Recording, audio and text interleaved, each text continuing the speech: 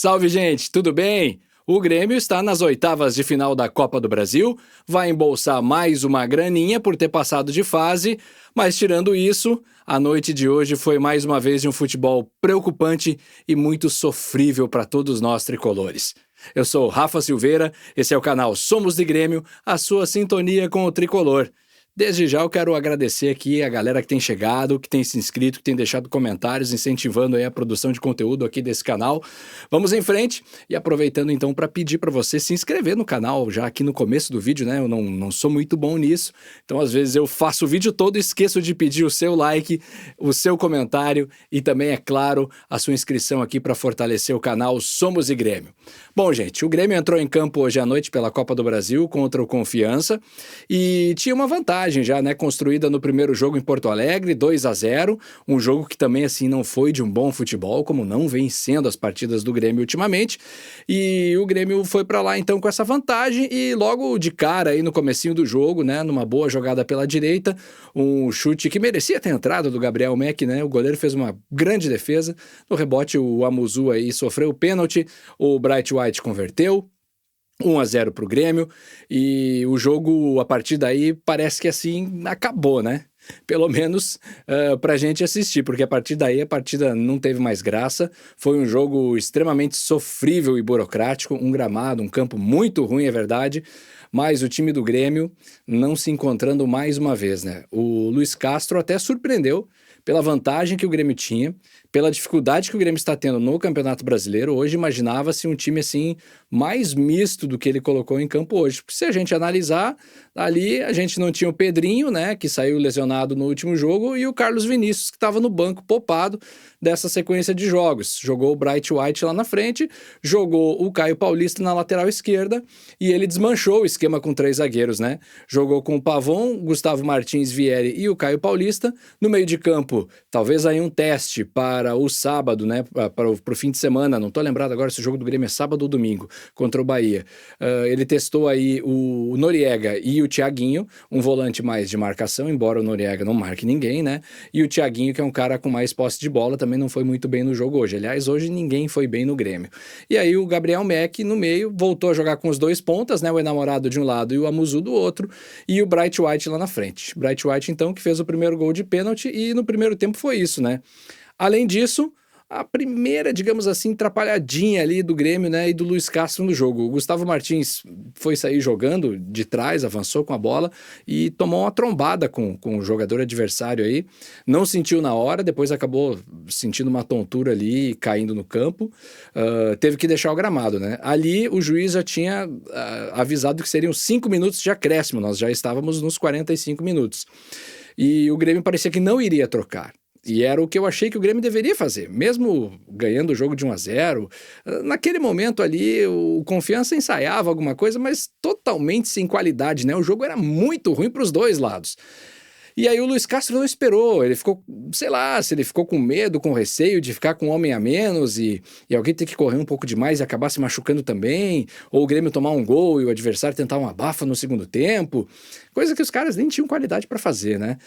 E aí o Luiz Castro bota ali o Balbuena meio frio no jogo e tal, naquele finalzinho. Se ele esperasse o intervalo, o jogador, além de poder aquecer normalmente, né, ele poderia não ter gastado uma parada para substituição, que é do intervalo ali não conta, né, faria a troca e ainda continuaria podendo fazer 3 paradas depois para fazer as trocas no segundo tempo. Mas o Balbuena sentiu não, né, entrou e acabou sentindo.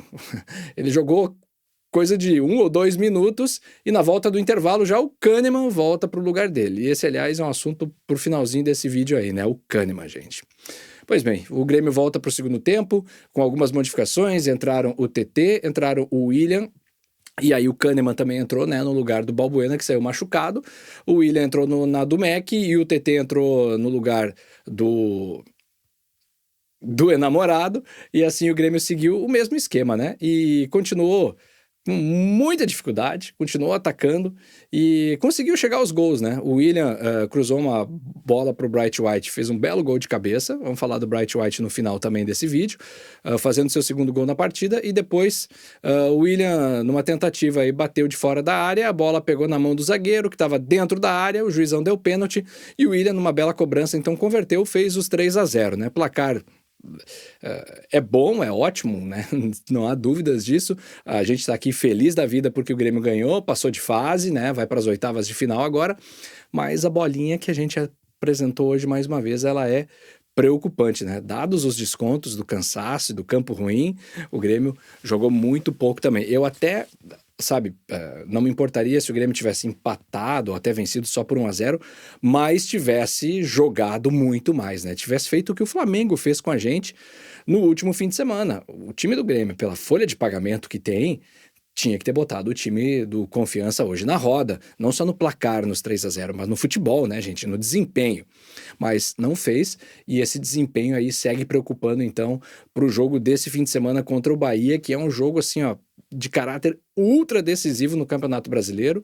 Se a gente ganhar, volta lá para a parte de cima da tabela, se perder, se afunda na zona de rebaixamento, e aí o drama pode ser muito maior e desencadear aí o Grêmio a cometer erros que cometeu no ano passado, por exemplo, e nos anos anteriores, quando acabou se aproximando ou entrando ali na zona de rebaixamento, né? Tô falando de trocar tudo, mudar a filosofia do departamento de futebol, trazer medalhões para tentar se salvar, e a gente está vendo a conta aí em campo hoje, né? Por exemplo, o Balbuena foi um desses caras que foi buscado no ano passado para salvar a pátria, acabou jogando também 1 ou 2 jogos e se machucou naquela oportunidade sem culpa dele, né? Porque foi uma fratura, o jogador deu uma entrada criminosa nele, ele acabou perdendo o resto da temporada. Mas hoje, por exemplo, claramente a idade já começa a pesar, né? O jogador entra meio frio ali, 1 minuto, sentiu.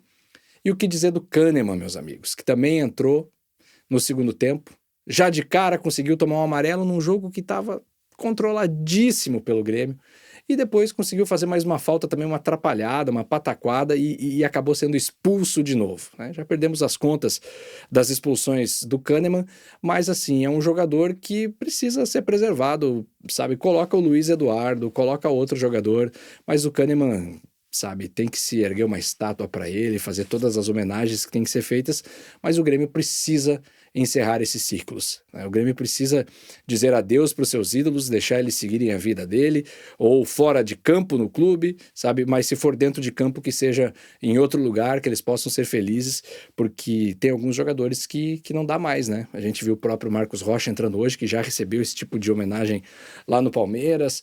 Então vem aí um período muito perigoso também, a gente quer essa parada para a Copa do Mundo, onde vai se discutir renovação de contrato de jogadores, e olha, tem cada uma que vem por aí que a gente tem que, como torcedor, assim, ficar esperto e torcer, né, aqui para que elas não se realizem, porque senão a tendência da gente ficar sempre nesse vórtice, né, de vai para a zona de rebaixamento, traz um técnico da aldeia, traz medalhão, escapa por 1 ponto. No outro ano, esperança renovada, traz um novo técnico, porque aquele não servia, era só para tirar do rebaixamento. No meio do ano, traz outro cara de novo, traz os medalhões de novo, incha a folha. E a gente nunca sai desse ciclo vicioso. Eu vou dizer para você, meu amigo, o Luiz Castro não tá dando jeito no time? Não tá fácil. Mas o Grêmio, além de time, precisa de um projeto, a reformulação é muito grande. Então, assim, amigos, preparem-se, nós vamos sofrer.